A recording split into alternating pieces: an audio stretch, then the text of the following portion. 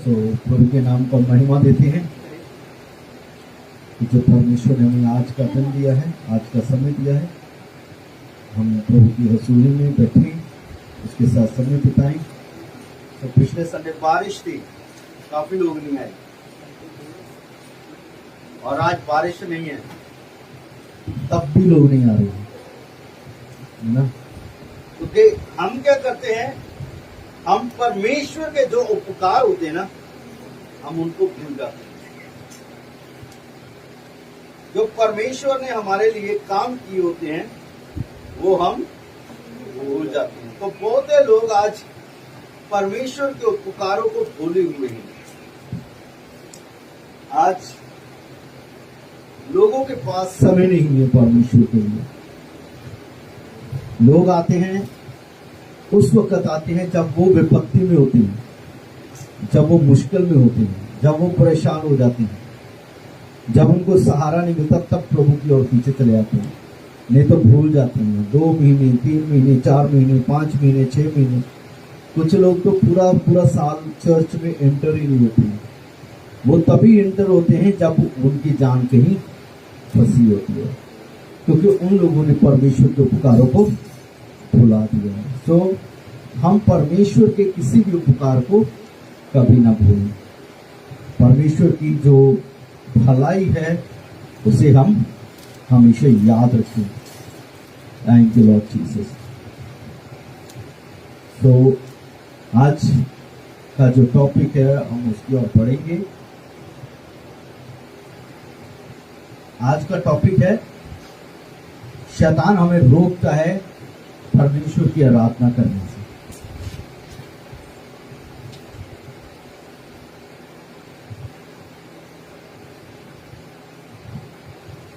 इसलिए बहुत सारे लोग आराधना में शामिल नहीं हो पाते।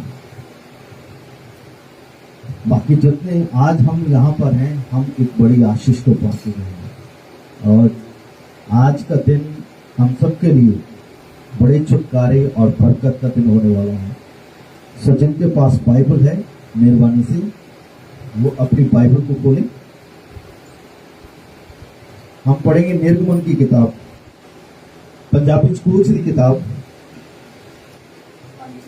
5 उन्होंने कहा, इब्रियों के परमेश्वर ने हमसे भेंट की है, इसलिए हमें जंगल में 3 दिन के मार्ग पर जाने दे कि अपने परमेश्वर यहोवा के लिए बलिदान करें।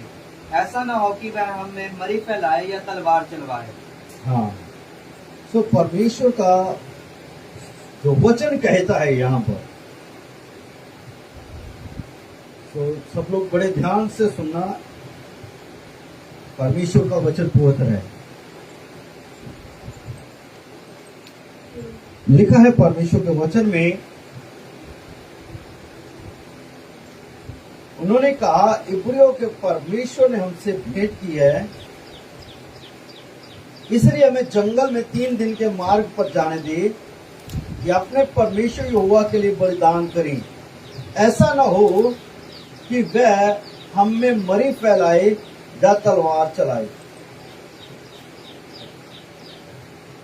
तो इस वचन को जब हम पढ़ते हैं तो बड़े ध्यान से इस वचन को सुनना है आप लोगों ने, क्योंकि बहुत सारे जो आज के जो पॉइंट है मैं आप लोगों के साथ शेयर करने वाला हूं, बताने वाला हूं, क्योंकि बहुत से लोगों के जीवन में आज ऐसा ही हो रहा है।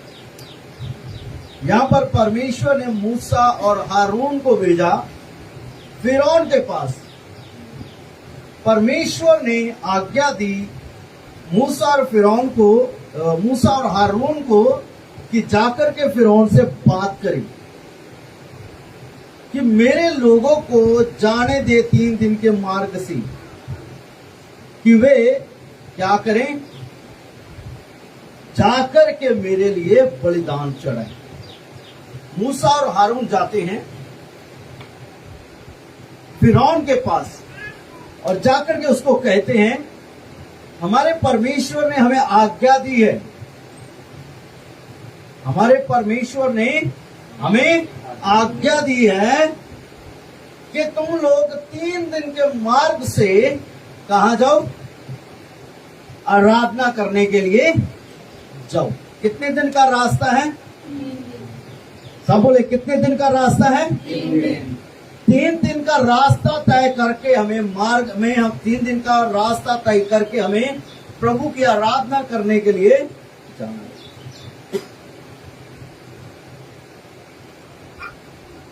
और आज के समय में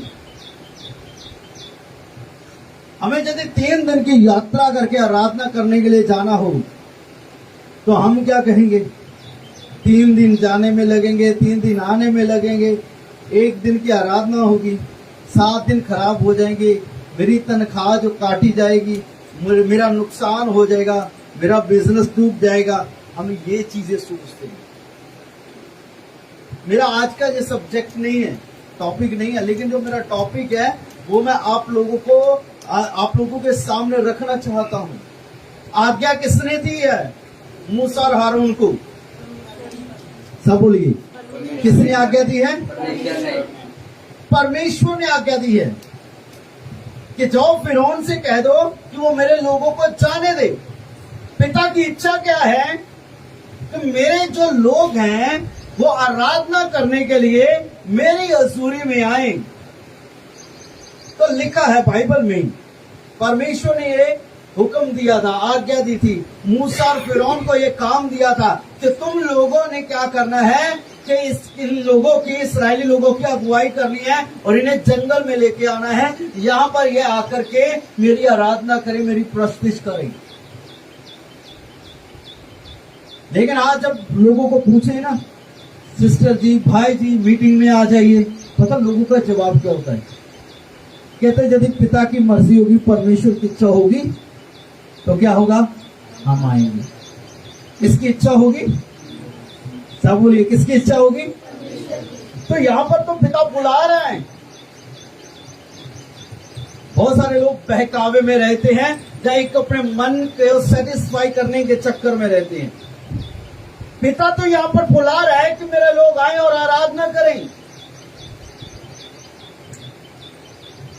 तभी तो इतने आराधनालय बने हुए हैं, तभी तो इतनी कलीसियाएं बनी हुई है, ताकि लोग कलीसिया में आए और आराधना करें और परमेश्वर की महिमा करें। लेकिन जो लोग ये कहते हैं कि यदि पिता की इच्छा होगी, तो मैं आप लोगों को बताना चाहता हूं, पिता की तो इच्छा है कि आप आराधना में आए, लेकिन एक ही इच्छा है, आप आराधना में ना जाएं, जो पिता का और आपका भी दुश्मन है, जो आपका और आपके परमेश्वर का भी दुश्मन है। वो रोकता है कि आप पिता के साथ पास ना जाएं, वो रोकता है ताकि आप पिता के साथ संगति ना करें, वो रोकता है ताकि आप परमेश्वर की महिमा ना करें। वो नहीं चाहता कि आप परमेश्वर की इच्छा को जाने, वो नहीं चाहता कि आप परमेश्वर के कामों को देखें, वो नहीं चाहता कि आप परमेश्वर के साथ समय बिताएं।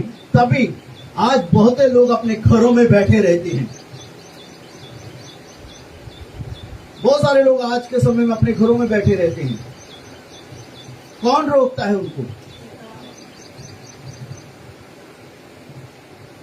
क्योंकि फिरौन नहीं चाहता था कि इस्राएली लोग जो थे वो आराधना करने के लिए 3 दिन के लिए जंगल में जाएं। 3 दिन की यात्रा करके वो जंगल में जाए, वो फिरौन नहीं चाहता था। और आज का फिरौन शैतान है, जो चाहता है कि जो परमेश्वर के लोग हैं वो आराधना में ना जाएं। बहुत सारे लोग कहते हैं, पासी क्या करें, आंख ही नहीं खुली, जाग ही नहीं आई है? किसने गहरी नींद दे दी? ये परमेश्वर की ओर से तो नहीं था। कुछ लोग कहते हैं, पासी क्या करें, रात को सोए लेट थी, इसलिए नींद ज्यादा आ गई, ज्यादा देर तक सोते रहे।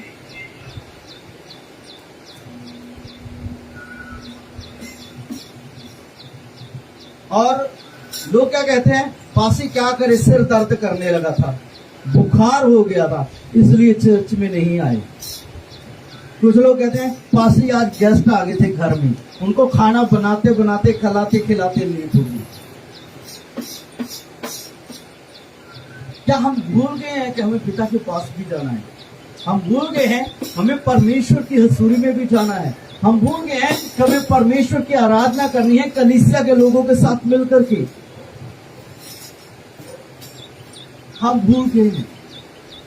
तभी आज लोगों को संडे वाले दिन भी अपने काम याद दिखाई देते हैं, उनको काम याद रहते हैं।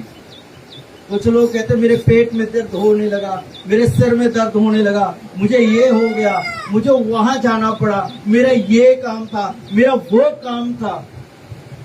आज परमेश्वर से ज्यादा इंपॉर्टेंट आज हमारे काम हो चुके हैं। परमेश्वर बुलाता है, हे थाके मंदे बोझ से दबे लोगों मेरे पास आओ, मैं तुम्हें आराम दूंगा। जब आराम लेना है तब परमेश्वर के पास आते हैं, जब चंगाई लेनी है तब परमेश्वर के पास आते हैं, जब आशीष लेनी है तब परमेश्वर के पास आते हैं। लेकिन जब परमेश्वर को महिमा देनी है, गवाही देनी है, तब हमारे पास बहाने होते हैं। हम मजबूरियां गिनाने लग जाते हैं। किसको मजबूरियां गिनाने हैं? ये तो फैसला हमें लेना है, क्योंकि पिता बुला रहा है हमें कि मेरे बच्चे आए और मेरे साथ समय बिताएं। और यदि आपके जीवन में रुकावटें हैं तो कोई आपको रोक रहा है, जो आपका भला नहीं चाहता है, जो ये नहीं चाहता कि आप पिता के साथ मेल मिलाप कर लें, आप परमेश्वर की महिमा करें, पिता की आराधना करें, वो नहीं चाहता है। अब सवाल ये है, वो क्यों ये नहीं चाहता है कि हम परमेश्वर की हजूरी में आए? वो क्यों नहीं चाहता कि हम पिता के साथ मेल मिलाप करें? वो क्यों नहीं चाहता कि हम परमेश्वर की आराधना करने के लिए इकट्ठे हों? वो क्यों आराधना करने से रोकता है? यहां पर लिखा है कि जो फिरौन ने इस्राएली लोगों को जाने के लिए अनुमति नहीं दी, उनको रोका है कि वो जंगल में ना जाएं। मैं कुछ पॉइंट आज के सुवचन में बताना चाहता हूं।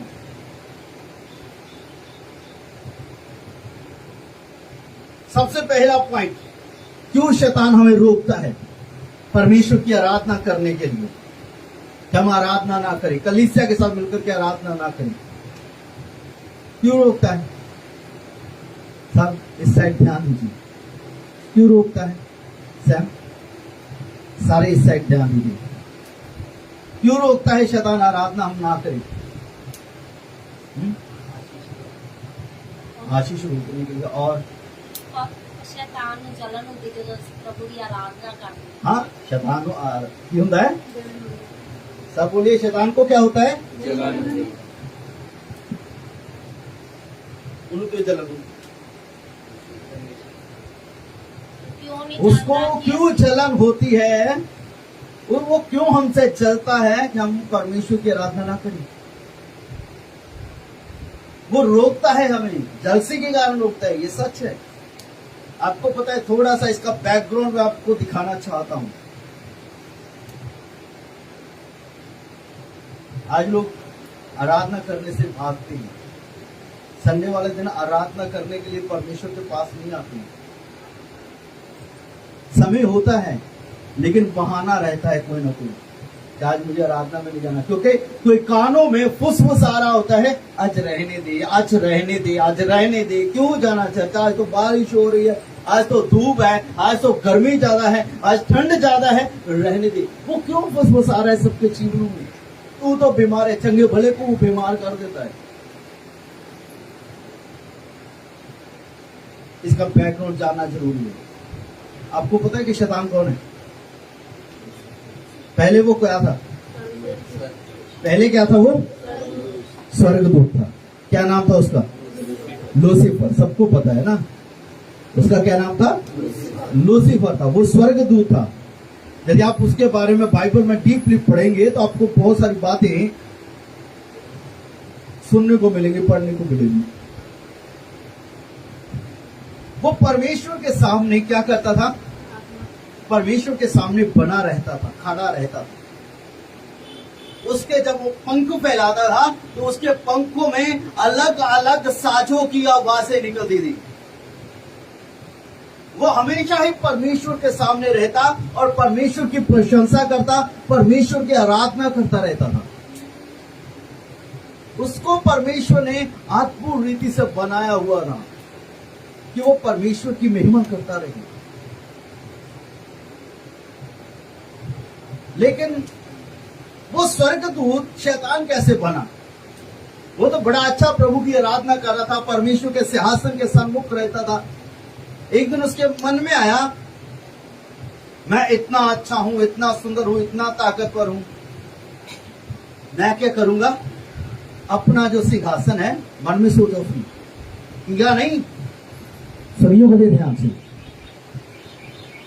उसने किया नहीं, लेकिन क्या क्या क्या क्या किया उसने, सब ध्यान दीजिए, उसने मन में सोचा कि मैं अपना जो सिंहासन है वो परमेश्वर से ऊंचा बनाऊंगा। क्या करेगा वो, अपने सिंहासन को क्या करेगा, ऊंचा बनाएगा। उसने मन में सोचा।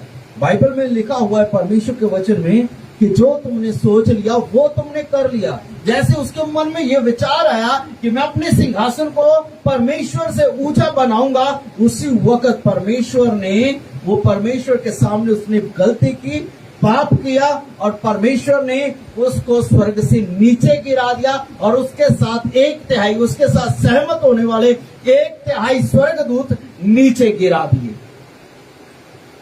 ठीक है, कभी मौका मिलेगा जब वो स्वर्ग से नीचे गिराया गया तो उसने क्या किया धरती के ऊपर। अभी सवाल ये है, ठीक है, उसने गलती की, उसने पाप किया, उसने गलती की, उसने पाप किया है ना, उसको नीचे गिरा दिया। हमने तो उसका कोई नुकसान नहीं किया, किया आप लोगों ने नुकसान? हाँ जी, हालेलुया। हमने उसका कोई नुकसान किया? सब लोग अपनी आंखों को खुला रखें, कानों को भी खुला रखें। हमने उसका कोई नुकसान नहीं किया, लेकिन फिर भी वो हमारा दुश्मन है। फिर भी आज वो हमें बीमारी देता है, आज फिर भी वो हमें दुख देता है, आज फिर भी वो हमें मारता है, आज फिर भी वो हमें तंग करता है, आज फिर भी वो हमें कर्जे में डुबाता है, आज फिर भी वो हमारी आशीषों को चुराता है, हमारी शांति को चुराता है, हमारी बरकतों को चुराता है।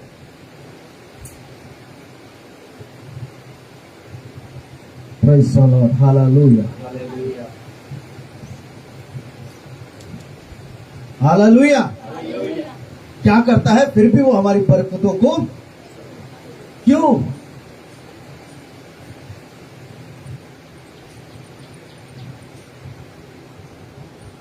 Praise the Lord. Hallelujah. क्यों वो हमें रोकता है परमेश्वर की आराधना करने से? मैं सुनिए ध्यान से, वो इसलिए रोकता, मैं शॉर्ट में बताना चाहता हूं क्योंकि मुझे अपने मैसेज को क्लियर करना है, आज पूरा कंप्लीट करना है इसी।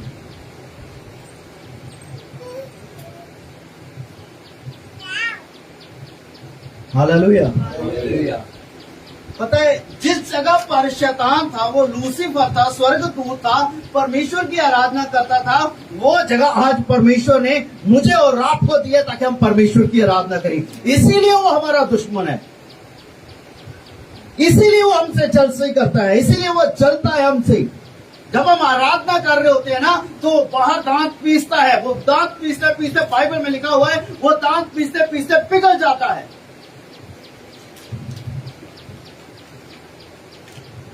उसको आराधना से बड़ी एलर्जी है। जब कलीसिया के लोग मिलकर के एक मन होकर के रूह और सच्चाई से परमेश्वर की आराधना करते हैं तो वो जलता है। उसको परेशानी होती है कि ये जगह मेरी थी, ये क्यों कर रही है। मैं एक बात बताता हूं, जो आराधना करने के लिए इंटरेस्टेड होते हैं ना, जैसे गाने वाले, बजाने वाले है ना, और परमेश्वर के लिए महिमा करने वाले लोग होते हैं, गवाही देने वाले होते हैं, परमेश्वर से प्रेम करने वाले होते हैं ना, शैतान उनके विरोध में रहता है। हम जो गाने बजाने वाले रहते हैं ना, आराधना करने वाले रहते हैं, तो शैतान, अब कभी भी नोट करके देखिए, ज्यादातर शैतान उन लोगों के पीछे रहता है जो आराधना करने में आगे रहते हैं, ताकि उनको गिराए, उनको पाप में फंसाए और उनको परमेश्वर से दूर कर दे। बड़े बड़े मैंने आराधकों को पाप में गिरते हुए देखा है। वो परमेश्वर के सम्मुख खड़े ना रह सके क्योंकि वो शैतान ने उनको बड़े प्रेम से अपने लपेटे में ले लिया, और उन लोगों ने परमेश्वर की आराधना करना छोड़ दिया। आज जो ढोलकी बजाते हैं, जो गिटार बजाते हैं, आराधना करते हैं, गाते हैं, बजाते हैं, शैतान उनसे खुश नहीं होता है। वो बस प्लान करके रखता है कैसे इसको नीचे गिराऊं मैं, कैसे इसको परमेश्वर से दूर करूं कि ये परमेश्वर की आराधना ना करे। याद रखिए, शैतान रोकता है आप लोगों को ताकि आप परमेश्वर की आराधना में ना आए।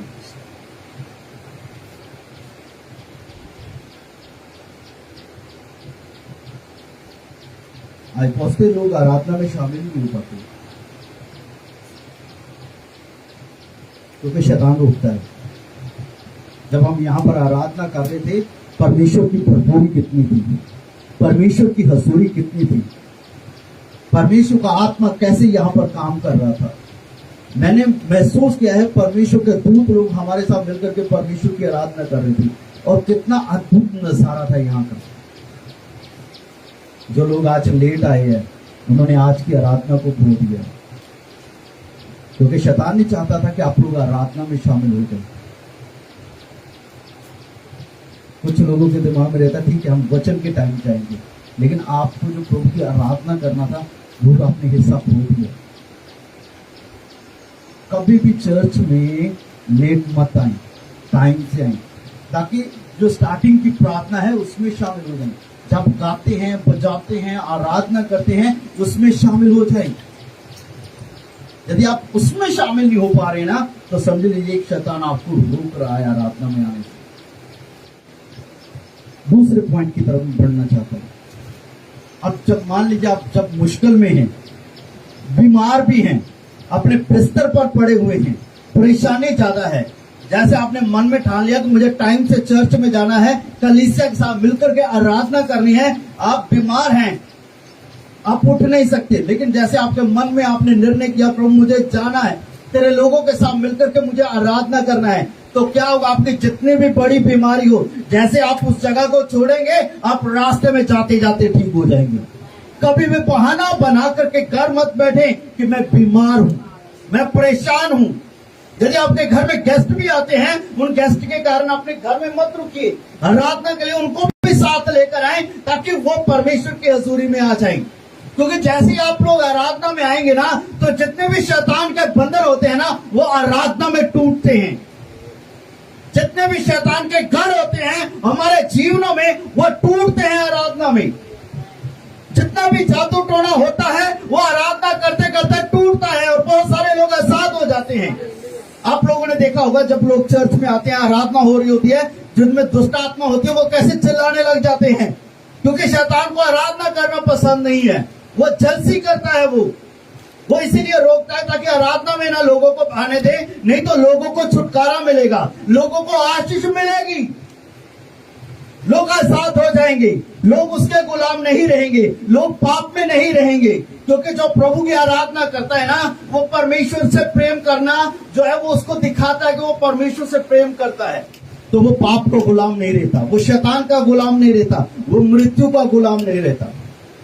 यदि शैतान आपको आराधना करने के लिए रोक रहा है और आप रोक रहे हैं, आपकी आशीषों को वो भी रोक रहा है।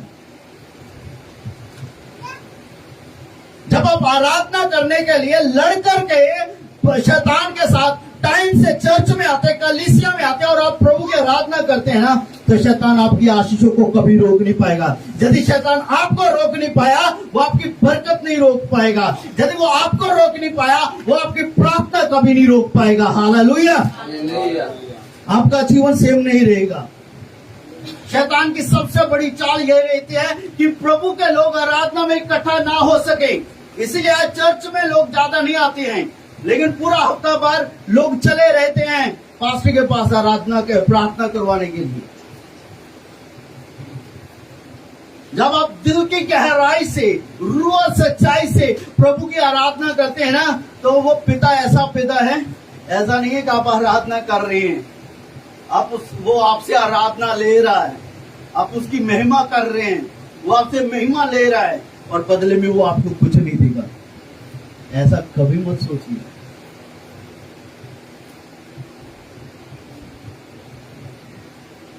जब आप प्रभु की आराधना कर रहे हैं वो आपसे आराधना ले रहा है, आप जब उसकी महिमा कर रहे हैं वो आपसे महिमा ले रहा है और आप उसको ऊंचा उठा रहे हैं और उसके आपके ऊंचा उठाने से वो ऊंचा उठ रहा है, उसके नाम को जलाल मिल रहा है, तब वो एक ऐसा पिता है जिसने वायदा किया है। क्या वायदा किया है? जो कोई मेरे एक दास को पानी का प्याला भी पिलाता है ना, वो उसका प्रतिफल नहीं खोएगा। यदि एक पानी का प्याला पिलाने से प्रभु के दास को बरकत मिल सकती है, तो जब आप उसकी आराधना करने के लिए आएंगे, आराधना में शामिल हो जाएंगे, उसके नाम को ऊंचा उठाएंगे, तो क्या वो बदले में आपको कितना ऊंचा उठाएगा? शैतान आपको गिरा नहीं पाएगा। जब आराधना में आप परमेश्वर के नाम को महिमा देते हैं, परमेश्वर को ऊंचा उठाते हैं, तो परमेश्वर भी आपको ऊंचा उठाने वाला है। लोग चाहे कितनी भी प्लानिंग निकाले आपको गिराने की, कितनी भी योजनाएं बना ले आपके विरुद्ध बातें कर करके आपको बाहर निकालने की, आपकी जॉब से, आपके एरिया से, वो कभी नहीं गिरा निकाल सकेंगे, वो कभी गिरा नहीं पाएंगे, क्योंकि तुम्हारा परमेश्वर आपको ऊंचा करने वाला परमेश्वर है। हमारा परमेश्वर मौद्रिके का परमेश्वर है। हालेलुया। जैसे परमेश्वर ने मौद्रिके को ऊंचा किया, आदर मान दिया, वैसे परमेश्वर आपको भी देगा। लेकिन शैतान के रोके कभी ना रोके। जहां भी आपको मौका मिलता है, पवित्र आत्मा पाए हुए और अभिषिक्त लोग आराधना के लिए आपको बुला रहे हैं, आराधना करने का मौका है। बहाना ना बनाएं, सारे काम छोड़ दें, आराधना में आ जाएं, क्योंकि आपने पिता की आराधना करनी है। हालेलुया। और जब पिता की आराधना करेंगे तो बड़ी बरकत भी आपके जीवन में होगी। कुछ बातें मैं आप लोगों को आज और बताना चाहता हूं आराधना के बारे में। शैतान रोकता है, वो आपके सोच को, आपके विचारों को इधर उधर घुमाता रहता है, ताकि आप प्रभु की आराधना ना कर पाए। हालेलुया। कभी भी आराधना के हिस्से को मत करें। शैतान हमें रोक के रखता है कि ताकि हम आराधना में शामिल ना हो। और आज जितने भाई बहन लेट आए हैं, मैं आप लोगों को रिक्वेस्ट करना चाहता हूँ, ऐसे परमेश्वर का दास होते हुए जब भी चर्च में आते आराधना करने के लिए, मीटिंग का टाइम 9 बजे है, आराधना का टाइम 9 बजे शुरू होता है, 9 बजे तक पहुंचे, ताकि आपके जीवन के द्वारा परमेश्वर का नाम महिमा पाए। तो कभी भी यदि आप टाइम से चर्च में नहीं आते, आराधना में टाइम से नहीं आते ना, तो कभी भी परमेश्वर से ये मत कहना कि प्रभु मैं तो आराधना में जाता था, मीटिंग में जाता था, प्रार्थना करता था, तूने मेरी सुनी नहीं। क्योंकि आराधना बंधनों को तोड़ती है। जब आप बीमार हैं तब भी आराधना में आते हैं, आप चंगे हो जाएंगे। आराधना करने के बाद आप कभी भी बीमार और गरीब नहीं रहेंगे, याद रखिएगा। आराधना करते हैं आप रोज सच्चाई से, तो आप कभी भी शैतान के गुलाम नहीं होंगे। यदि आप प्रभु की आराधना करते हैं, आप पाप के कभी गुलाम नहीं रहेंगे। हालेलुया।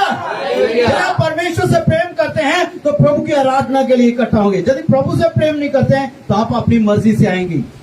11 बजे आएंगे, 11:30 बजे आएंगे, लेकिन एक्सपेक्ट मत करिएगा कि परमेश्वर आपसे बात करे, क्योंकि आपने परमेश्वर को कुछ दिया ही नहीं। परमेश्वर को आपका पैसा नहीं चाहिए। परमेश्वर आपको बुलाता है ताकि आप उसकी आराधना रोज सच्चाई से करें। कैसे करें? झूठ से नहीं, दिखावे से नहीं, आत्मा और सच्चाई से करें। शैतान हमें रोकता है। मेरा आज का टॉपिक यही है, शैतान रोकता है ताकि हम परमेश्वर की आराधना ना करें। अभी फैसला आप लोगों के हाथ में है। आपको रुकना है शैतान के कहने से। 9 बजे का टाइम है, 11 बजे आना है, 11:30 बजे आना है। क्यों भाई? आराधना का टाइम 9 बजे है। एक अच्छा विश्वासी, एक अच्छा परमेश्वर से प्रेम करने वाला, वो टाइम से आराधना में आता है। टाइम से आराधना में आता है। प्रभु की कलीसिया के साथ मिलकर के प्रभु के नाम को ऊंचा उठाएं। और जब आप इतने लोग परमेश्वर के नाम को महिमा करेंगे, खुश करेंगे उसको, तो याद रखिए कितनी बड़ी आशीषों की बौछार यहाँ पर होने वाली है। आपने कभी सोचा नहीं होगा। एक लिस्ट बना लीजिए, ईमानदारी के साथ में आराधना करने के लिए आते जाइए। जितने आपके काम रुके हुए हैं उनको भी लिख लीजिए, और जितने विषयों के लिए आप दुआ कर रहे हैं उनको भी लिख लीजिए। लिख लीजिए एक लाइन बना करके, नंबर 1 मेरा पॉइंट ये, मेरा 1 2 नंबर 2 ये मेरा पॉइंट है, ये मैं चाहता हूं परमेश्वर मेरे लिए करे। लेकिन आराधना में टाइम से आ जाएं। कुछ ही महीनों में आप जैसे जैसे आपका छोटे से छोटा काम भी होता है ना, उसको भी लिखते जाएं। आप क्या पाएंगे, यदि आपके 10 प्रार्थना के विषय थे, 10 काम थे जो आपके होने वाले थे, आप देखेंगे तो वो 20 से ऊपर जा रहे हैं। हालेलुया। परमेश्वर के इतने उपकार हमारे जीवन में होंगे। आपने कितने डिमांड कर रहे हैं 10 विषयों के लिए, और परमेश्वर कितना कर रहा है 20 से ऊपर। तो रूह सच्चाई से आराधना करिए। हालेलुया। आज शैतान क्यों हमें तोड़ रहा है, क्यों रोक रहा है? क्योंकि हमें, शैतान आपसे प्यार नहीं करता है, शैतान आपका भला नहीं चाहता है, शैतान आपका बुरा चाहता है, और वो चाहता है कि आप नाश हो जाएं। लेकिन परमेश्वर चाहता है कि आपको उठाए, परमेश्वर चाहता है कि आपका नाम बड़ा करे, परमेश्वर चाहता है कि आपको आशीष दे। हालेलुया। यदि आप रोज सच्चाई से आराधना करने के लिए आते हैं, टाइम से आते हैं, ना शैतान आपको रोक पाएगा, और ना आपकी प्रार्थनाओं को, ना आपकी आशीषों को। हालेलुया। हालेलुया। शैतान नहीं रोक पाएगा आपको। Praise the Lord. परमेश्वर आप लोगों को बड़ी बरकत देगा, बहुत बढ़ाएगा। कभी ईमानदारी के साथ कुछ महीने, मैं ज्यादा नहीं कहता हूं, 3 महीने ईमानदारी के साथ रूह और सच्चाई से आराधना करने के लिए परमेश्वर के पास आ जाएंगे, उसकी हजूरी में आ जाएंगे। आप परमेश्वर के इतने उपकार देखेंगे, इतनी भलाई देखेंगे, आप कहेंगे अरे ये मुझे पता था कि मुझे इस चीज की जरूरत है, लेकिन मैंने इसके लिए प्रार्थना नहीं की, लेकिन फिर भी प्रभु ने मुझे दे दी। वो परमेश्वर ऐसा है। परमेश्वर, हम अपनी जरूरतों को भूल जाते हैं, लेकिन परमेश्वर हमारे मांगने से पहले जानता है हमें क्या जरूरत है। जब हम रूह और सच्चाई से उसकी आराधना करते हैं, स्वर्ग खुलता है, तब परमेश्वर की बड़ी आशीष हमारे जीवन में आ जाती है। हालेलुया। हालेलुया। हमारे जीवन खाली नहीं रहते हैं, परमेश्वर उन्हें भरता है। हालेलुया। फिर आप जब आपने 3 महीने प्रभु की आराधना करते अच्छे से बिताए है ना, फिर आप उसके बाद परमेश्वर के उपकारों को देखेंगे ना, आप गिनते गिनते थक जाएंगे, और आप प्रभु को धन्यवाद देते रहेंगे। आपकी आंखों से आंसू बहेंगे, अरे प्रभु ये तो मैंने चाहा ही नहीं था, ये तो मैंने मांगा ही नहीं था, तूने मेरे लिए ये कर दिया। हमने कभी घर के लिए दुआ नहीं की थी कि प्रभु हमें घर दे दी, लेकिन मन ही मन एक चिंता थी, तो बेटी बड़ी हो रही है, हमारे पास एक घर होना चाहिए।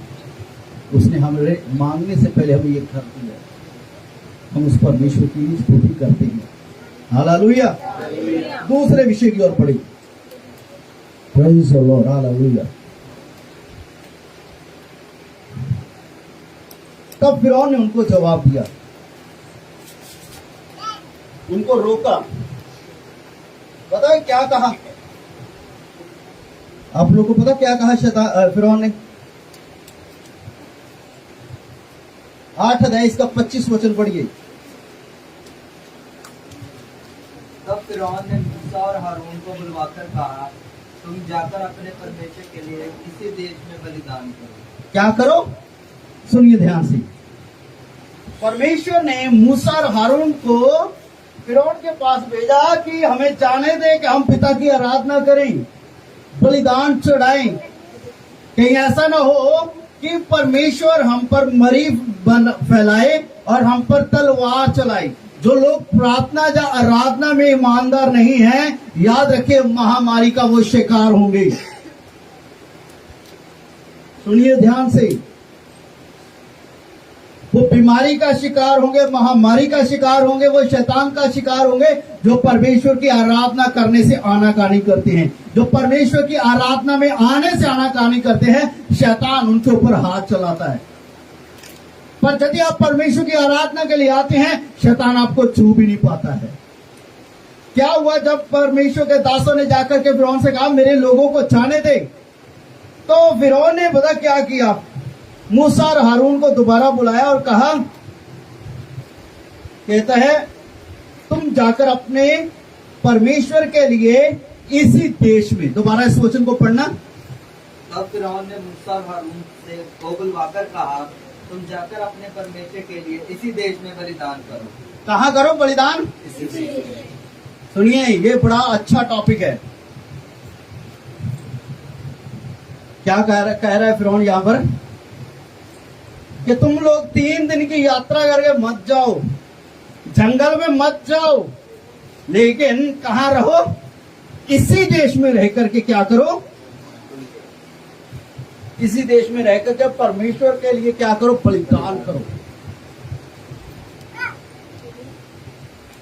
इसी देश में रहकर, इसी जगह में रुक करके तुम लोग क्या करो? क्या ऑफर दिया? तुम ठीक है, तुम आराधना करना चाहते हो, ठीक है, तुम बलिदान करना चाहते हो, करो, लेकिन इस देश से बाहर मत जाओ, इसी देश में रह करके करो। मैं खास करके उन लोगों को कहना चाहता हूं जो जिनके पास समय होता है, वो कहते हैं आजकल ऑनलाइन चर्च चल रहा है। क्या चल रहा है? सब ध्यान दीजिए।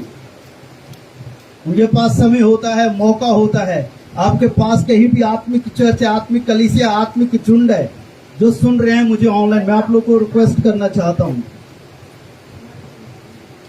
अपने घर में ना बैठे रहिए, कलीसिया में जाएं और मिलकर के प्रभु की आराधना करें कलीसिया के साथ।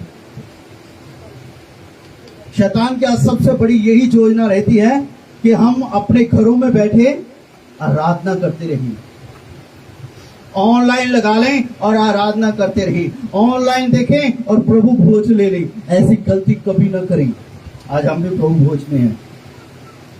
मैं लेट आने वालों को प्रभु भोज नहीं देता हूं। जब प्रभु भोज हो रहा है, उस तक आ रहा है ना, तो वो प्रभु भोज में शामिल हो सकता है, लेकिन उसके बाद आने वाले को हम प्रभु भोज नहीं देते। मीटिंग चलती तक कोई आ गया, प्रभु भोज में शामिल हो गए। लेकिन जो ऑनलाइन लेने वाले हैं, मैं उनको ये बात बताना चाहता हूं, ऑनलाइन ना आराधना देखें, ऑनलाइन ना ही प्रभु भोज लें, सीधा प्रभु के कदमों में आ जाए, कलीसिया में आ जाए और आराधना करें।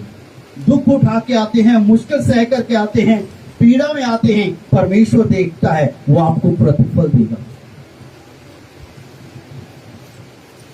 हालेलुया।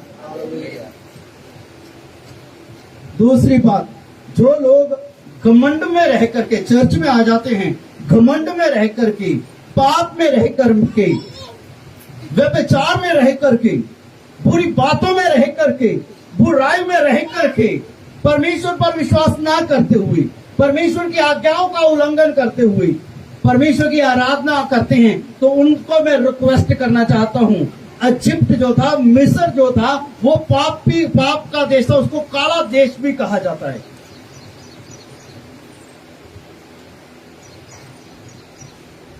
पाप वाली जगह पर बैठ करके प्रभु की आराधना ना करें, पाप वाले जीवन में रह करके प्रभु की आराधना में ना आए, अपने जीवन में से पाप और बुराई को दूर करें, फिर प्रभु की आराधना करें। तब आपके जीवन में जो होगा ना, वो बड़ा अद्भुत होगा और लोगों के देखते समय आपके जीवन के में एक बड़ी गवाही होगी। लोग पूछेंगे ये कैसे हुआ। पाप में रहने वालों की आराधना कभी ग्रहण नहीं होती है। छोटी सी उदाहरण बताना चाहता हूं।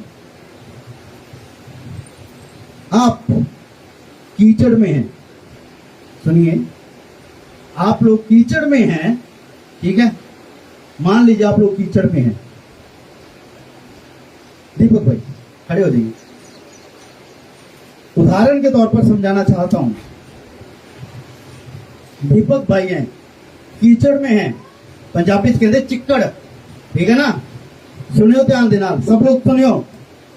ये कीचड़ में है, ये अपने पैरों को धोना चाहते हैं, तो ये कीचड़ में रहकर के ऊपर से पानी पाते रहे तो साफ हो जाएंगे। क्या करना पड़ेगा? जगह चेंज करनी पड़ेगी ना। जगह चेंज करके देखो, बुरा किया अभी ये कीचड़ में नहीं है, साफ जगह पर है। अब जब पानी डालेंगे तो पैर साफ होंगे या नहीं होंगे? कीचड़ में रह करके पैर थोड़ी साफ होंगे, कितना भी पानी डाल ले।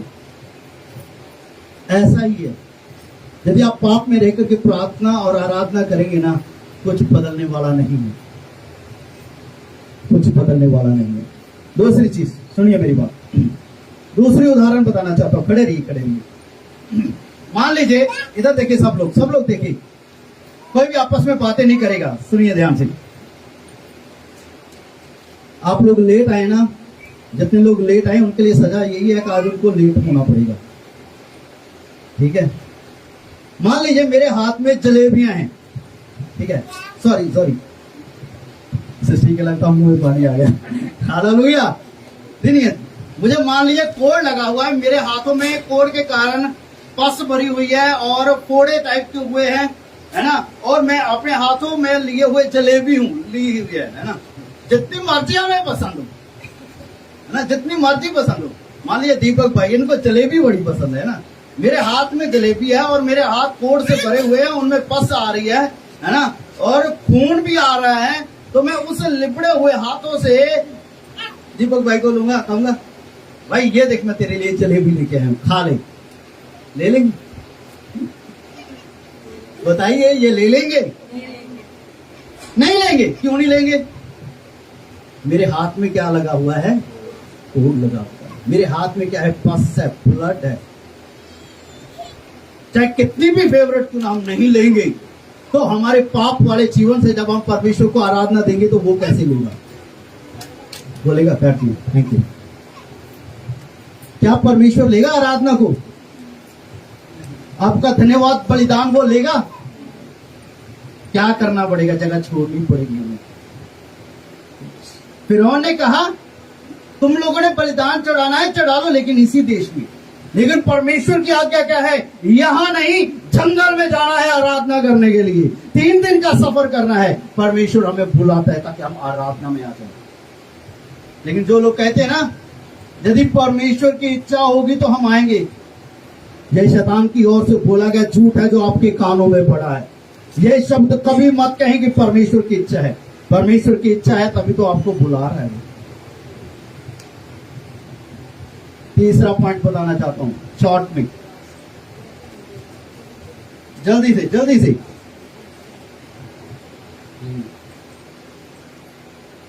10 का 11 निर्गमन 10 का 11। देखिए दूसरी जो शैतान उनके इसके सामने लेकर आया ऑफर, नहीं, ऐसा नहीं होने पाएगा। तुम पुरुष ही जाकर यहोवा की उपासना करो। तुम यही तो चाहते थे, और वे फिरौन के सबूत से निकाल दिए गए। हाँ, देखिए क्या लिखा है। फिरौन ने फिर दोबारा कहा, जब उन्होंने कहा नहीं हमें तो जाना ही जाना है, परमेश्वर ने उनके ऊपर मरी भेजी, फिरौन के ऊपर, उसकी जो राज में जितने लोग थे, उसकी सेना थी, है ना, उसकी प्रजा के ऊपर परमेश्वर ने मरी भेजी। फिर फिरौन ने कहा मूसा और हारून को बुला करके, ठीक है ये दूसरा ऑफर हमारे पास आता है। सुनिए ध्यान से। पहली चीज, शैतान नहीं चाहता कि आप कलीसिया के आत्मिक लोगों के साथ मिलकर के आराधना करें, इसीलिए हम लोग लेट भी आते हैं। दूसरी चीज, हम अपने घर में बैठे रहते हैं कोई ना कोई बहाना बना करके। यदि यीशु मसीह कैंसर को, एड्स को चंगा कर सकता है, मुर्दों को जिंदा कर सकता है, वो हमारा सर दर्द और छोटे से छोटा बुखार नहीं ठीक कर सकता है? कर सकता है वो। दूसरा ऑफर लेकर आता है वो। पहला ऑफर लेकर आता है इसी जगह पर रह करके करो आराधना। दूसरा ऑफर लेकर आता है कि तुम पुरुष जाकर के आराधना करो। क्या करो? पीछे रहने दो। किनको? बीवी को रहने दो, पत्नी को रहने दो, बच्चों को रहने दो, भाई बहनों को रहने दो। तुम पुरुष जाकर के आराधना करो। तुम्हारे पशु, माल डंगर, धन संपत्ति जो भी है इसी देश में, मिस्र में रहने दो, और तुम पुरुष जाकर के। सुनिए ध्यान से, मैं आप लोगों को कहना चाहता हूं, सुनिए। यह शैतान की एक बड़ी योजना रहती है हम सबके जीवन में। कहते हैं अरे कोई बात नहीं, आपको पास्टर ने बुलाया ना, चलो एक जना चले जाओ, इसलिए पास्टर कुछ नहीं बोलेंगे। ये तो सच बात है, आप एक जना आकर के तो पास्टर का मुंह बंद कर देंगे। लेकिन आपको पता है यीशु मसीह ने, परमेश्वर के वचन में लिखा हुआ है, तू विश्वास कर, तू और तेरा घराना उद्धार पाएगा। परमेश्वर आपके पूरे घराने को बचाना चाहता है। परमेश्वर आपके पूरे परिवार को, घराने को आशीष देना चाहता है। कभी भी ऐसा मत करिए। बच्चों को घर में ही रहने दो, हस्बैंड को घर में रहने दो, जब वाइफ को घर में रहने दो, हम भी आराधना के लिए चाहते हैं। ऐसी गलती मत करिए। एक बार एक ना कचहरी लगी शैतान की, लूसीफर की, और उसने पूछा आज किसने अच्छा काम किया? एक कहता है कुछ बहुत सारे विश्वासी लोग एक जहाज में बैठ करके जा रहे थे समुद्र में, मैंने पूरा जहाज डुबो दिया और सब मर गए।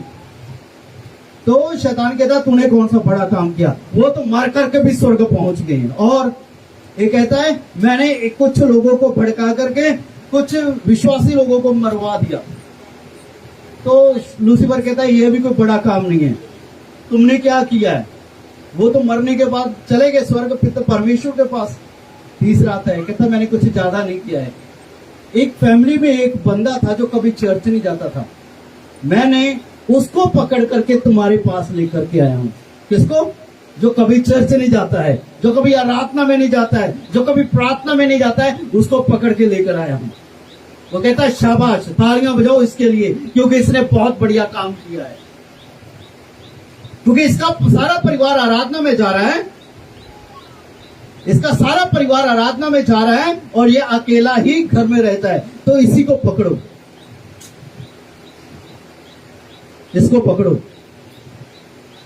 तो अब उसको आज्ञा दी गई, उसको एक ओहदा दिया गया उस शैतान को, तूने अच्छा काम किया, आप क्या कर, इसके घर में जा और इसके पूरे परिवार को। ये शैतान ने उसी बंदे को जो कभी प्रार्थना में नहीं गया, आराधना में नहीं गया, शैतान ने उसी बंदे को पकड़ा और उसमें बैठ करके उसके परिवार का इतना बुरा हाल कर दिया कि उनके पूरे परिवार का विश्वास टूट गया और पूरे का पूरा परिवार बाद में नरक में गया। शैतान बड़ा चुस्त है। जिस घर के बंदे को आप घर में छोड़ते हैं ना, अपने परिवार के किसी बंदे को अपने घर में छोड़ते हैं ताकि हम आराधना में जाएं, तुम घर में रहो, काम कर लो, इनको संभालो, उनको संभालो, वो शैतान के हाथ में आ जाएगा। कभी भी किसी को पीछे छोड़ करके नहीं, सारे के सारा परिवार प्रभु की आराधना में इकट्ठा हो। शैतान की सबसे बड़ी योजना है। और शैतान बहुत सारे परिवारों को रोकता है। परिवार में से एक बंदा आराधना में आता है, बाकी सब घर में रहते हैं। कोई टीवी देखता है, कोई फोन देखता है, कोई घूमने फिरने चले जाता है कि आतवार की छुट्टी है। ऐसी गलती ना करें। हमारे पास एक लड़का आता है, 2 लड़के आते थे, सैम को पता, कुछ लोगों को यहाँ पर पता है। एक में से दुष्ट आत्मा निकालते थे, हम सोचते दुष्ट आत्मा निकल गई। जब वो घर जाता था दुष्ट आत्मा फिर आ जाती थी। फिर समझ में आया कि वो दुष्ट आत्मा इसमें से तो निकल जाती थी, लेकिन जितने बाकी घर में लोग हैं उसे किसी को भी पकड़ लेते थे। जो दूसरा भी आता था तीसरे को पकड़ लेते, जब तीसरा आराधना में आता था चौथे को पकड़ लेते थे। ये शैतान की चाल रहती है। जब दुष्ट आत्मा किसी बंदे से निकलती है, यदि घर में कोई सदस्य है तो वो उस घर के सदस्य को पकड़ती है। यदि सारा परिवार प्रभु की आराधना में है तो उसके लिए कोई जगह नहीं रहती। कभी भी ऐसी गलती मत करें। पूरे का पूरा परिवार प्रभु की आराधना में आता है। हालेलुया। तीसरा पॉइंट, तीसरा ऑफर जो शैतान देता है आज भी लोगों को,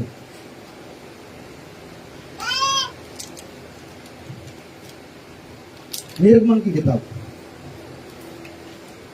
10 अध्याय 24 वचन, आखिरी हिस्सा है। तब फिरौन ने मूसा को बुलवाकर कहा, तुम लोग जाओ, यहोवा की उपासना करो, अपने बालकों को भी संग ले जाओ, केवल अपनी भेड़ बकरी और गाय बैल को छोड़ जाओ। हाँ, अब क्या कर रहा है? तीसरा फिरौन नहीं, और यही शैतान आज परमेश्वर के लोगों के साथ कर रहा है। सुनिए सब लोग ध्यान से। तीसरा ऑफर फिरौन ने जो मूसा को दिया, कहता है ठीक है तुम ऐसा करो, पुरुष भी जाओ, स्त्रियां भी जाओ, बच्चे भी जाओ, तो पीछे क्या छोड़ के जाना है? हाँ जी भाई, पीछे क्या छोड़ के जाना है? हाँ? भेड़ बकरियां, गाय बैल, धन संपत्ति कहाँ छोड़नी है? पीछे छोड़नी है। कहाँ? मिस्र में। आप पुरुष भी जाओ, स्त्रियां भी जाओ, बच्चे भी जाओ, बुजुर्ग भी जाओ, जवान भी जाओ आराधना में, लेकिन तुम्हारे भेड़ बकरियां, तुम्हारी धन दौलत, तुम्हारे गाय बैल, ये प्रभु की आराधना करने के लिए नहीं जाएंगे। है? लेकिन मूसा और फिरौन ने क्या जवाब दिया? आगे बढ़ना।